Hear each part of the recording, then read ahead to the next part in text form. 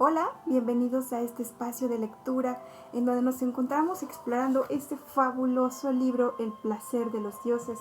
Desde acá promovemos la lectura diaria, promovemos estimular a los pequeños de la casa a conocer libros, a tener libros, promovemos tener bibliotecas en las casas para que los niños tengan acceso a diferentes libros, promovemos comprar libros de acuerdo a la edad de los niños, promovemos en pocas palabras crear lectores, promovemos compartir el amor por la lectura para que ustedes puedan recibir el contenido de los libros que se van leyendo desde acá. Entonces, pues vamos a continuar con esta novela, El placer de los dioses, y dice así. En vista de lo cual, las futuras operaciones navales se realizaron sobre el mismo plan, y fueron aquellos años tan fructíferos que no solo las arcas se colmaron, sino que la flota argelina creció hacia el punto de que su número, así como la repetición de los llamados actos de piratería berberisca, preocuparon no poco al gobierno español, pero los sucesivos cambios de la monarquía y los consiguientes de ministros y autoridades impidieron que los españoles pudieran adoptar medidas tendientes e impedir o castigar a esas abiertas provocaciones. Esta desagradable situación se promulgó por espacio de 14 años, durante los cuales el nombre de Barbarroja y de sus corsarios alcanzaron proporciones gigantescas. Tanto que el monarca español en turno, Carlos I, después Carlos V, consideró plan primordial combatir y exterminar a los corsarios argelinos, principalmente al llamado Barbarroja. Pero el poderío naval de este había crecido tanto, 14 años después de la primera gran campaña, contaba con una flota de 60 naves que resultaba invencible. La cuestión, pues, era superar ese número con naves de guerra mejor armadas, o valerse de otros recursos para exterminar la monarquía pirática establecida en Argel. Y Carlos, con ese genio del que habría de dar buenas muestras posteriormente, durante su gran imperio, decidió que el segundo expediente era el más aconsejable por el momento. En consecuencia, aprovechando la presencia de su corte de la plana mayor de los caballeros de Rodas, reunidos allí para protestar por la ignominiosa muerte de uno de sus más destacados jefes y pedir el condigno castigo de los responsables, otorgó a estos la organización de una intriga política de vastos alcances. Desde Orán, por tierra, partió un grupo de espías y saboteadores, algunos de los cuales se establecían en Argel, a la espera de una buena oportunidad para un atentado personal contra el bey Arud y su famoso y temible hermano. Por supuesto, esta operación sería convenientemente secundada por una acción militar en gran escala. Retomado el hilo de nuestra historia, 14 años después del frustrado intento español de capturar Argel, nos encontramos con una numerosa flota corsaria dueña del Mediterráneo occidental. 14 años después de iniciadas las actividades corsarias, el comercio marítimo español, incluso el de ultramar, es decir, el que unía a España con los pueblos del Nuevo Mundo, se hallaba a tal punto restringido que hacía pensar en una total cesación de actividades. Por si esto fuera poco, las poblaciones costeras españolas, algunas y verdaderamente importantes, que contaban con fortalezas defensivas y numerosas guarniciones, vivían bajo la amenaza constante de sorpresivos desembarcos. El volumen de las llamadas depredaciones piráticas berberiscas creció tanto que el nombre del jefe de ellos, Barbarroja, se hizo famoso en las cortes europeas, puesto que se lo consideraba mortal enemigo de las naciones católicas. Mencionar el nombre de Barbarroja era citar al mismísimo Lucifer, cuyo genio y figura parecía corporizar el jefe corsario, debido a su corpulencia, su alta estatura y sobre todo a la roja y verdaderamente infernal barba.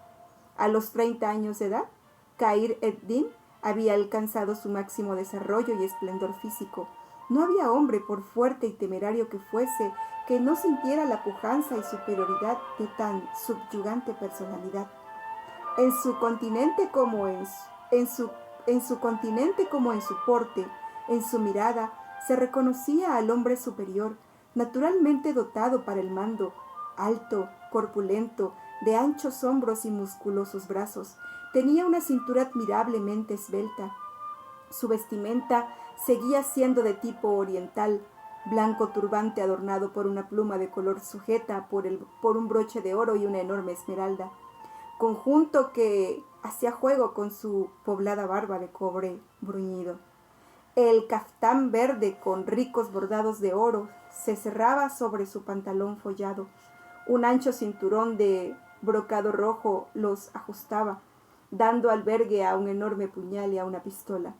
Al costado de un tahalí con guarniciones de oro pendía un alfanje con empuñadura cuajada de piedras preciosas. Era este el hombre que decidió al cabo de su último crucero marítimo dejar una buena parte de su flota en la rada de Argel para cualquier evento y emprender con el resto, unas 20 naves en total, una excursión por las aguas de Levante. Esta súbita decisión había nacido en su sueño que tuviera con su madre. Aunque los dos hermanos estaban seguros de que no le faltaban medios de subsistencia, pues ellos se los enviaban y temporalmente por intermedio de amigos mercaderes, el tiempo de ausencia y la avanzada edad de su progenitora instaba a ese viaje. «Llevaré una buena escolta de barcos», le dijo a su hermano Arud. «No he perdido la esperanza de medir fuerzas con el maestre Felipe de Villers y devolverle su gentileza». Arud le recomendó prudencia y un pronto regreso. Aún quedaban muchas cosas por hacer en el África del Norte. «Tendremos que pensar en Túnez», declaró. «Según mis informaciones, el traidor Bey Mohamed ha celebrado un pacto secreto con el rey español. Túnez y Peñón son nuestros próximos objetivos, si deseamos hacer inconmovible nuestra posición». Khayr ed-Din le aseguró que no se comprometería en ninguna acción de armas si no era para rendir al maestre de los caballeros de Rodas. Confiaba estar de regreso muy pronto. Por su parte, recomendó que no se moviese la flota de la bahía de Argel, puesto que si su ausencia era conocida podía promoverse un sorpresivo ataque. Finalmente, los hermanos se abrazaron y, deseándose mutua suerte, se separaron. El viaje de Barbarroja se cumplió con buen viento y sin inconvenientes. Aunque en varias oportunidades avistaron barcos que podían ser buenas presas, el jefe corsario no quiso comprometerse en acción alguna. Tenía premura por llegar a Mitilene, a ver a su madre y a... «El rapaz tiene ahora 16 años y se llama Hassan, como tú, mi viejo amigo», le dijo en cierta ocasión al tunecino. «Y no sé si Zeneida le impuso tal nombre por casualidad o en honor a la amistad que ya nos unía en aquellos felices días. ¿Recuerdas? Ella solía decirme que tu padre era el príncipe y aseguraba que debías provenir de una noble familia. Y me admira su penetración, pues que nadie sabía tu historia por aquel tiempo. Khayr, tus palabras me recuerdan que no he cumplido aún un sagrado juramento», repuso Hassan. Confío en que tampoco lo olvides. No quisiera llegar demasiado tarde». «No llegaremos tarde, Hassan. El traidor Mohamed ha celebrado un pacto secreto con el rey Carlos de España. Nos amenaza, pues, con un puñal por la espalda. A nuestro regreso le pediremos cuentas de todo el mal que ha causado». «Alá ilahi alhamdu», sentenció Hassan, uniendo las manos y bajando la cabeza piadosamente. El hecho de no haber provocado la ira de los dioses destruyendo vidas o apropiándose de bienes ajenos fue, a juicio de Khayr, una razón de peso para que el viaje hasta la isla de Lesbos se cumpliera sin dificultad. En la actualidad, como venía ocurriendo desde hacía mucho tiempo, desde que, a decir verdad, el monje nestoriano Pafnucio entrara a su servicio, Khayr ed-Din asignaba cierto fatalismo a todos sus actos. A partir de la primera e inolvidable conversación mantenida con él a raíz de la muerte de don Diego de Valera, en muchas ocasiones había tocado estos y otros temas buscando filosóficamente la raíz motora de la conducta humana. La circunstancia de que Cair estuviera la mayor parte del tiempo en el mar, en tanto su protegido permanecía en el palacio de Argel, donde llevaba una descansada existencia entregada al estudio y a la meditación, había impedido que se estableciese entre ellos un nexo espiritual más firme y continuo. A pesar de lo cual, puesto que las enseñanzas del filósofo nestoriano llegaban a su conciencia, el jefe corsario procuraba aplicar tales enseñanzas y principios en sus actos. La presencia de la numerosa flota corsaria en la bahía de Mitilene causó considerable revuelo y no poca alarma. Sin embargo, un heraldo enviado con anticipación hizo saber en el pueblo que se trataba de gente amiga. Luego, cuando se supo que el jefe era nada menos que el famoso corsario Barbarroja, nativo de la isla, un júbilo indescriptible se produjo entre los habitantes del pueblo, que acudieron en masa a recibir a su héroe. Además, apenas puso pie en tierra, Cair buscó ansiosamente entre la multitud, sin avisorar el rostro amado e inconfundible de su madre. Finalmente, convencido de que ni ella ni el pequeño Hassan habían venido, presa de una extraña acongoja, se precipitó por las viejas y familiares callejas en dirección a la casa paterna. Hechos y circunstancias del pasado golpearon su conciencia, emocionándolo vivamente. Por fin llegó frente a la casa, donde se detuvo abrumado. La casa parecía desierta, abandonada.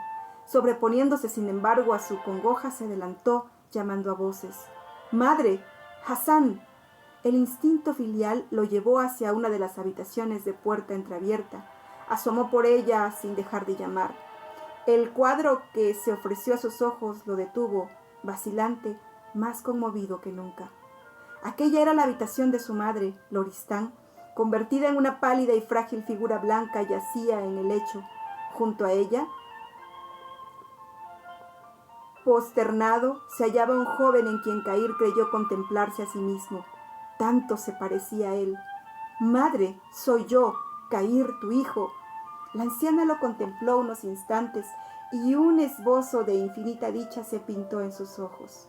Soltó la mano que retenía al joven pelirrojo e iba a levantarla cuando desapareció de golpe el resto de energía que había en ella y la mano cayó inerte, al mismo tiempo que los ojos perdían su brillo y adquirían la fijeza de la muerte. Aquel esforzado corazón había dejado de latir. La Kaaba había vuelto a hacerse a la mar y navegaba a todo viento. Escoltada por cerrada formación de galeras, era como si, apremiada por un enemigo invisible, procurara llegar a base defensiva. Las velas latinas, extendidas al favor de la brisa, semejaban aves enormes que se perseguían en un alegre juego de sube y baja sobre las olas. En el puente de la Galeaza, apoyados en la barandilla del castillo de proa, dos personajes pelirrojos de sorprendente parecido físico, aunque de distinto atuendo, mantenían conversación con otros dos.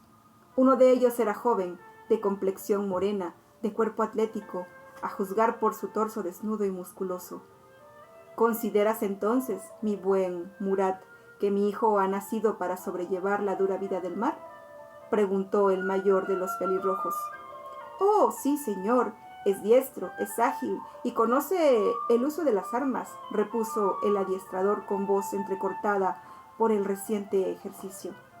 «Si sus conocimientos sobre navegación se equiparan a su destreza, entonces muy poco habrá que enseñarle. Que me place y supongo que todo esto se lo debemos a la previsión de mi pobre madre». «Así es, señor», interpuso el pelirrojo más joven.